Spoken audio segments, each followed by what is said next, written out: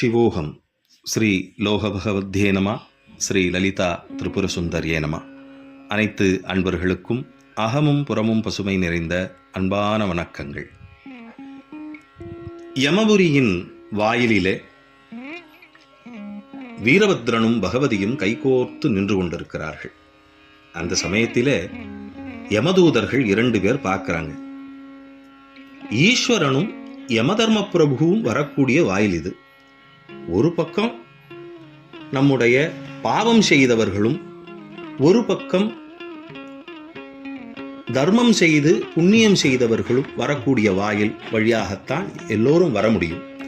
ஆனா இந்த 2 குழந்தைங்க எப்படி இந்த வாயில் கதவு வழியா வராங்க? இந்த அற்புதம் எப்படி இங்க நடக்கிறது? யாருக்கும் கண்ணுக்கு தெரியாத ஒரு வாயில் கதவு இவங்க கண்ணுக்கு எப்படி தெரியுது? எப்படி இவங்க இந்த பக்கமா வராங்க அப்படின்னு ஒரு பெரிய ஆச்சரியம். 2 பேரும் போறாங்க. இவங்களை எப்படியாவது தடுத்து நிறுத்தி ஆக வேண்டும் அப்படின்னு விரைந்து போய் அங்க போய் நிக்கிறாங்க. நின்னுட்டு ஒரு முறைச்சு நிக்கிறான் ஒரு யமதூதன். வீரபத்ரன் பார்க்கிறார். அட பாவி, யாரை பார்த்து முறைக்கிறான் பார். அவ கண்ணை திறந்து ஒரு முறைச்சான்னா இவன் என்ன கெதி ஆவான்? முறைக்கிறதுக்கே பாடம் சொல்லி கொடுக்குறவர்கிட்ட இவன் முறைச்சி நிற்கிறான் அப்படின்னு சொல்லி அப்படியே பேசிக்கிட்டே மனசுக்குள்ளே நினைச்சுக்கிட்டு இருக்கிறார். இன்னொரு யமதூதன் சொல்றான், யார் இந்த குட்டிப்பய கொடிப்பய, இவன் வந்து இந்த பக்கம் வரானா, இவனை தடுத்து நிறுத்துவோம் அப்படின்னு சொல்லி அவனுடைய பெரிய கதையை தூக்கி நிறுத்துறான் நடுவில். பகவதி உடனே மனசால நினைச்சு பார்க்கிறா, அடப்பாவி, யாரை பார்த்து பொடி பையன்னு சொல்ற? உன்னை பொடி பொடியா ஆக்கிடுவான். அதை பத்தி உனக்கு தெரியாம பொடி பையன்னு சொல்றானே அப்படின்னு கதையை கொண்டு போய் முன்னாடி நிறுத்தி வீரபத்ரனை தடுத்து நிறுத்தி, யார் நீ, இங்க வந்து விலகிப்போ அப்படின்னு ஒரு யமதூதன் சப்தாத்தை எழுப்புறான். உடனே வீரபத்ரன் கோபத்தோடு வாயினால ஒரே பூன்னு ஊதிவிட்டான்.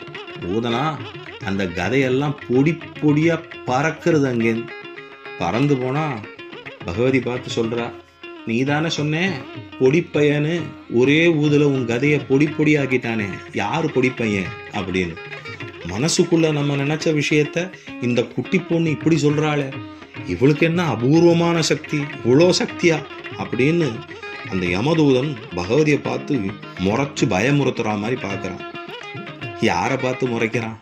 திருப்பி பார்த்து தன்னுடைய உருண்ட விழிகளால் ஒரு பார்வை பார்த்தா அப்படியே 3-4 குட்டிக்காரனை அடிச்சு இந்த 2 பூதகணங்களும் ஓடி அந்த பக்கமா போய் விழுது. ஐயோன்னு ஒரு சப்தம்.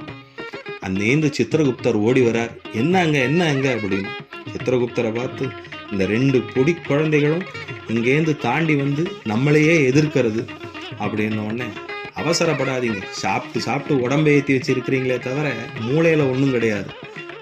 வந்திருக்கிறது ஈஸ்வரனோட புத்திரமார்கள், புத்திரியும் புத்திரன். அவர்களை அவ்வளவு சுலபமா ஜெயிச்சிட முடியுமா? அவர்களை எதிர்த்தால் நம்முடைய ஈஸ்வரனையே எதிர்க்கிறதுக்கு சமானமாகும். ஆக மன்னிப்பு கேளுங்கள் அப்படின்னு சொல்றார். 2 கையையும் எடுத்து கூப்பி மன்னித்து விடுங்கள் அப்படின்னு இந்த யமதூதர்கள் சொல்ல, அங்கிருந்து நம்முடைய சித்திரகுப்தர், வாருங்கள், யமபுரி உங்களை அன்போடு வரவேற்கிறது அப்படின்னு அழைக்கிறார்.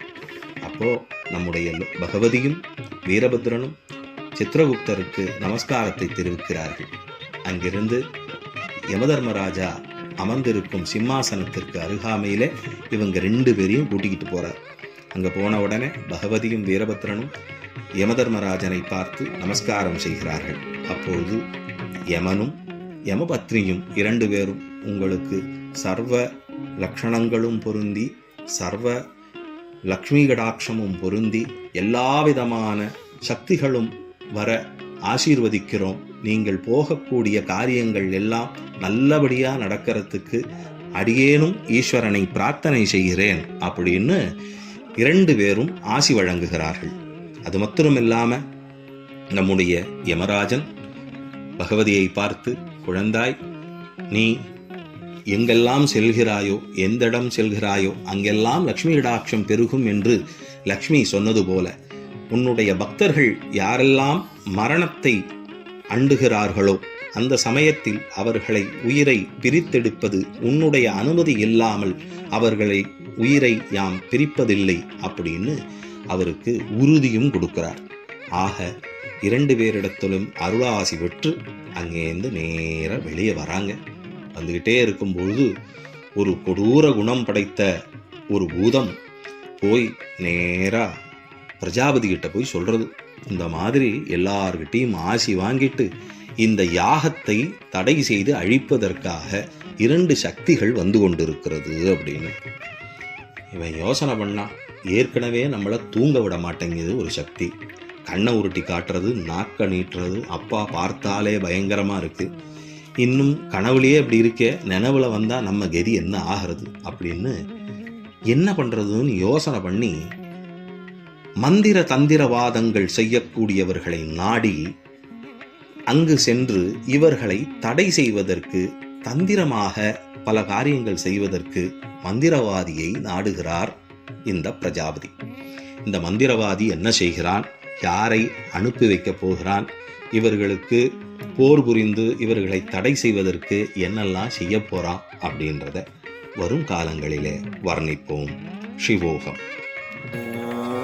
ஸ்ரீலோக பகவத்யை நமः.